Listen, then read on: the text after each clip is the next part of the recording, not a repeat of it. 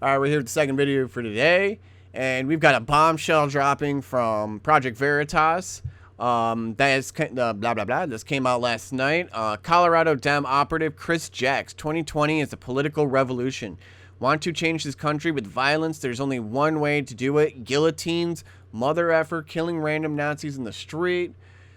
Yeah, he was going off, just saying he's gonna lie, cheat, steal, do whatever it takes to gain power to win. And he'll literally say he'll use the guillotine on people, but he called it slicey boys.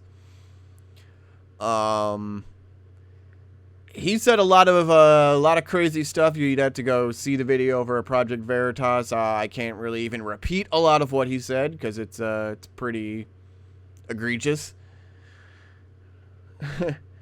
So yeah. It says violent.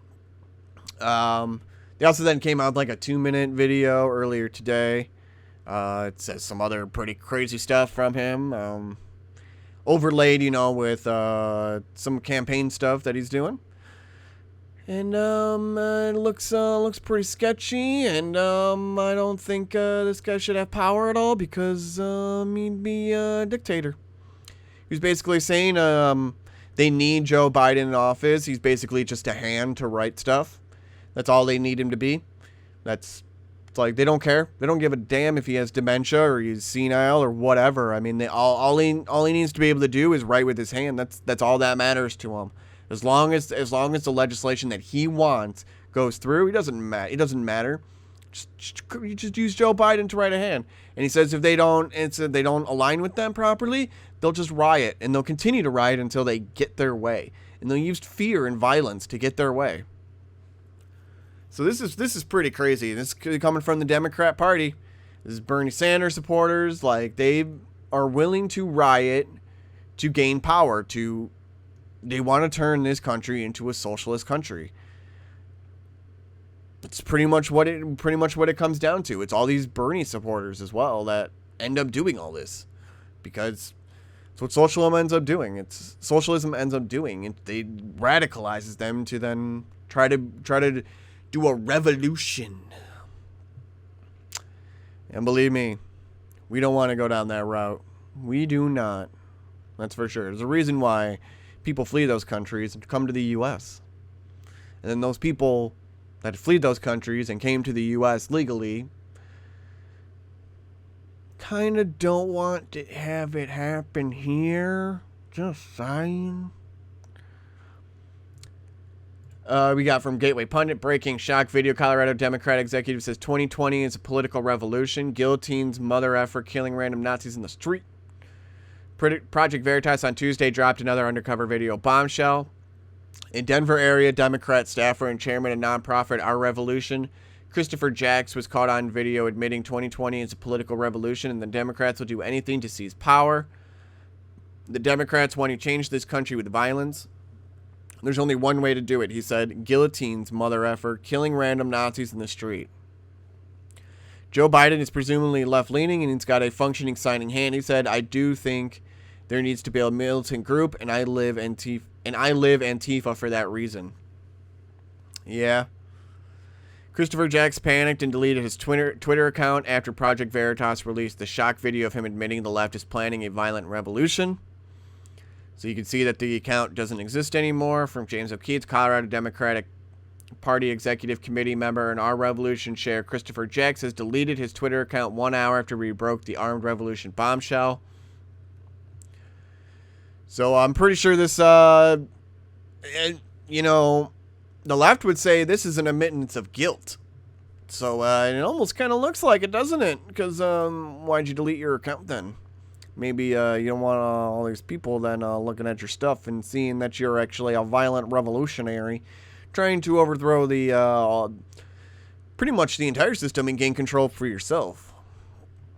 And, for the people and whoever, I guess stands with you. And then we also got, then there's, it wasn't pretty much, if you want to get the full scope of this story, I guess, from this, go watch the Project Veritas video.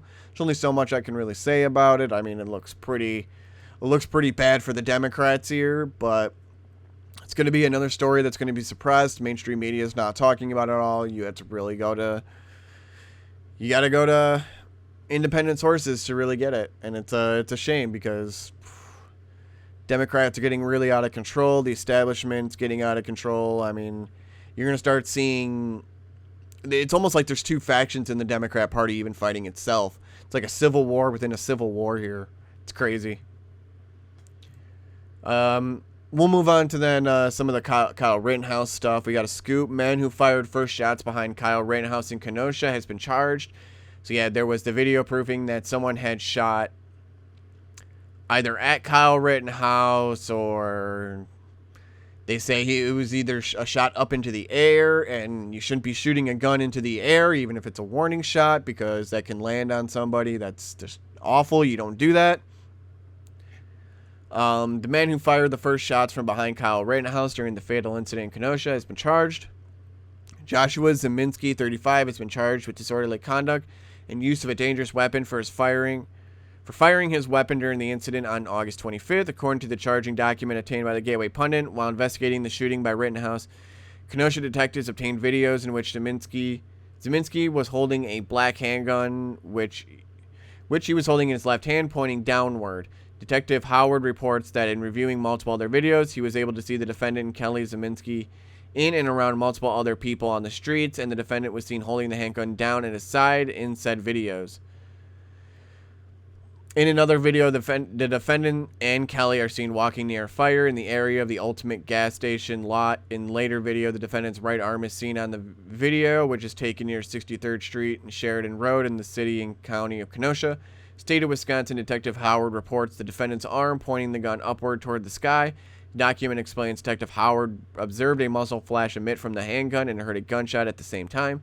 In another video, the defendant is clearly seen at the same location. The defendant is seen walking in the same area, holding his right arm upwards and firing off one shot from his handgun. The defendant and his wife are then seen leaving the area. Several other people are in the nearby vicinity when the defendant fires the handgun. The police go on to report that when speaking to Zeminski and his wife, who was present at the time, both admitted that he had fired off a warning shot into the air.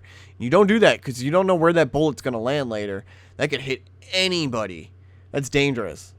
This strengthens the case that Rittenhouse had reason to fear for his life and was acting in self-defense when he shot and killed two rioters.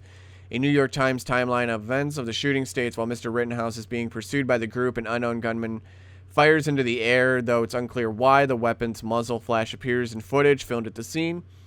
Mr. Rittenhouse turns toward the sound of gunfire as another pursuer lunges toward him from the same direction. Mr. Rittenhouse then fires 4 times and appears to shoot the man in the head. The Times report continues.